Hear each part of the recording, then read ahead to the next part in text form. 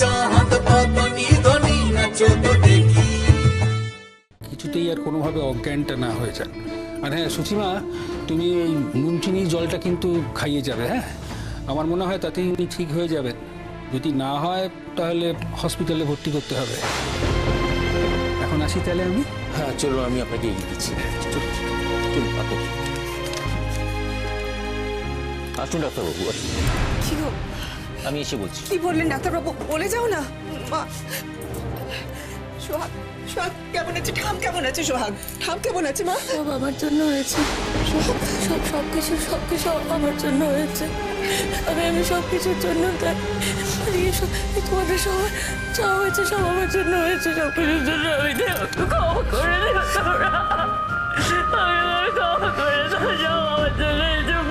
বাবা দিদি। সোহাগ,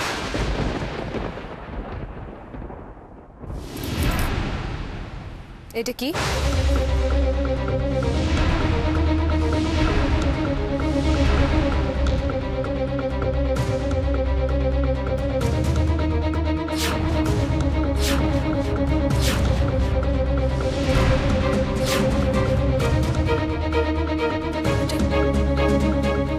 check. Check তো আমিও বুঝতে পারছি, কিন্তু কিসের চেক সেটা বলো সবাইকে। কি হয়েছে বড় মামা? কি সব বলছো? কিসের চেক? দেখি দেখি দেখি দাও। ওহ, আর পাড়া কি গো তোমরা কোন চেকের কথা বলছো? দাও তো দেখি দেখি। দেখুন দেখুন, আপনি দেখুন তপন কাকু। বাবা দেখেছেন তো? মা আপনিও দেখুন। এটা হলো চাঁদের সেই হারিয়ে যাওয়া চেক। কোথা থেকে পাওয়া গেল? সোহাগদের বাড়ি থেকে।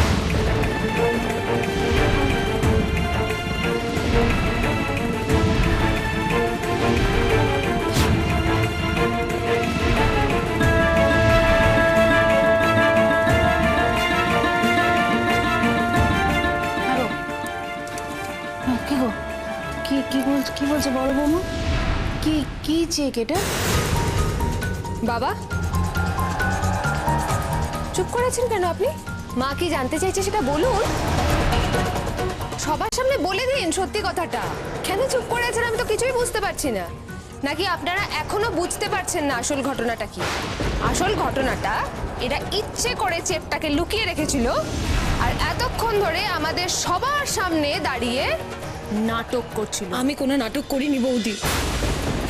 আমি কোনো নাটক করিনি, আমি কিচ্ছু করিনি। চাঁদ তুই একবার আমার। থাক সোহাগ, তোর মুখে আর আমি কিছু শুনতে চাই না। আর কোনো জবাবদেহির দরকার নেই সোহাগ, কোনো কিছুর দরকার নেই। এই তুই কি বলছিস চাঁদ? এই চাঁদকে তো আমি চিনি না। না না না, এই চাঁদকে তো আমি কোনোদিন দেখিনি। তুই বৌদির কথা বিশ্বাস করে আমার উপর সন্দেহ করছিস চাঁদ? তোর সোহাগের উপর?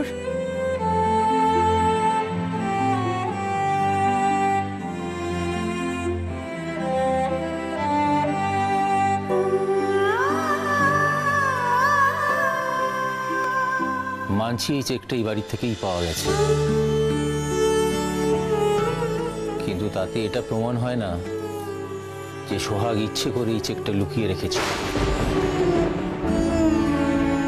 সোহাগ এই কাজ করতেই পারে না।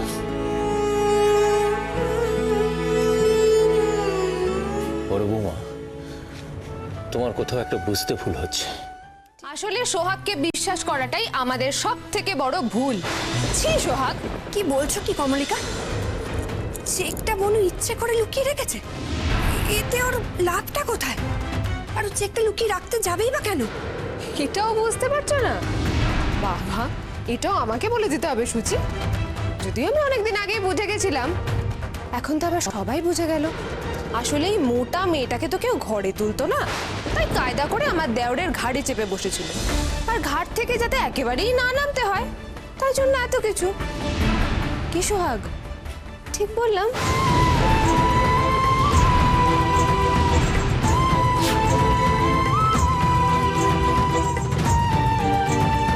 কমলিকা, যেটা বলছো সেটা একটু ভেবে চিন্তে বলো।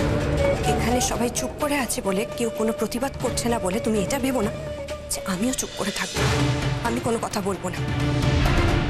শোনো কমলিকা, আমার এই বনুটাকে না খুব ভালো করে চিনি। ও এই কাজটা করতেই পারে না, কোনোদিনও না। আর এই যে তুমি বারবার মোটা মোটা মোটা বলে কি বলতে চাইছো, কি প্রমাণ করতে চাইছো বলো তো? আমার বনুটা মোটা বলে ও কি অথই চলে পড়ে আছে? ওর জীবনটা কি একেবারে তলিয়ে গেছে, নাকি ওর কোনো আশ্রয় নেই? আছে আছে, অবশ্যই আছে। ওর পাশে কেউ থাকুক আর না থাকুক, ওর পাশে ওর বাবা মা দিদিয়া ছিল, আছে এবং থাকবে।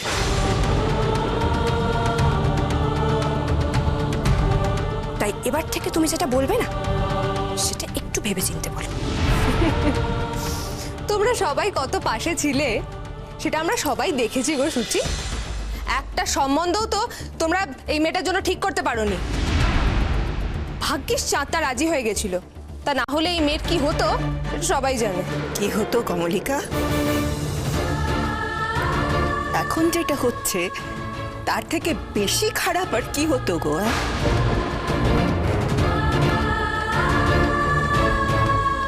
কি গো গঙ্গাজল, তুমি চুপ করে আছো কেন গো? কিছু বলবে না?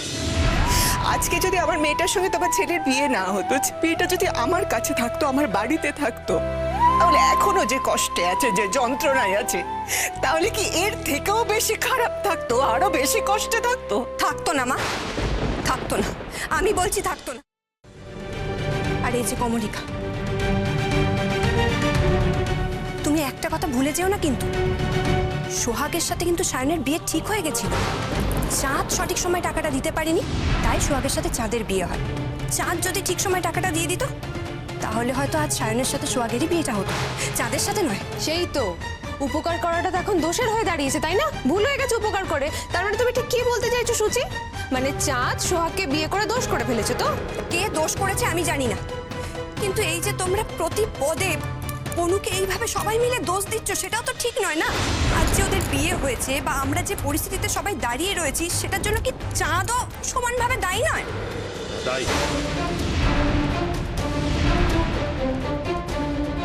চাঁদ অবশ্যই দায়ী। বড় বৌমা যাই বলুক না কেন, চাঁদ দায়ী। আজকে যদি চাঁদ তপনের কাছ থেকে 20 লাখ টাকা ধার না করতো, তাহলে আমাদের কাউকে এই পরিস্থিতির সম্মুখীন হতে হতো না, এই দিনটা দেখতে হতো না। তাই এই পরিস্থিতির জন্য চাঁদ দায়ী, আর সবচেয়ে বেশি দায়ী।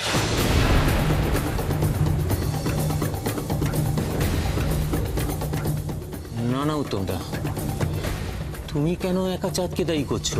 এর জন্য তো আমিও দায়ী। তুমি খুব ভালো করে জানো, সেদিন এক প্রকার জোর করেই আমি চাঁদের হাতে ওই 20 লাখ টাকা তুলে দিয়েছিলাম। তাহলে ওর কি দোষ? সব দোষ আমার, সব দোষ আমার। হয়তো আমারই ভুল।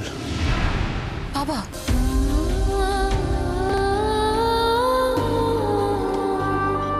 মারে, এখন আমার কি মনে হচ্ছে জানিস?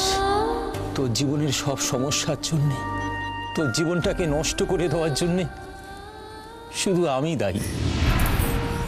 সব দোষ আমার, শুধু আমার। চাঁদ, চল বাড়ি চল, আমার আর এসব কিচ্ছু ভালো লাগছে না। চ বাড়ি চ। শুনছ, তুমিও এসো।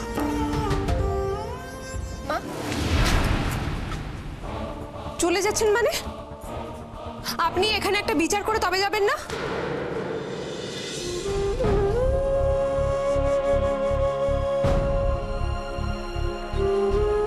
আমি বিচার করার কি বড় বৌমা?